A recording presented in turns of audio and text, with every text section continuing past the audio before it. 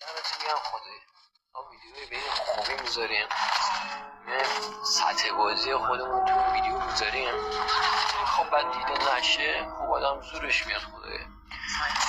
داشت اصلا میدونی چیه؟ بیخیال برو همون آدمایی که دروغ میگن نمیدونم چاک سینه‌شو میندازن بیرون فالو کن. ما از این چیزا نداریم قربونت بشم. ما خودمونیم دیگه انتخاب با خودت مشتی. اصلا نه منو فالو نکن بدش همین که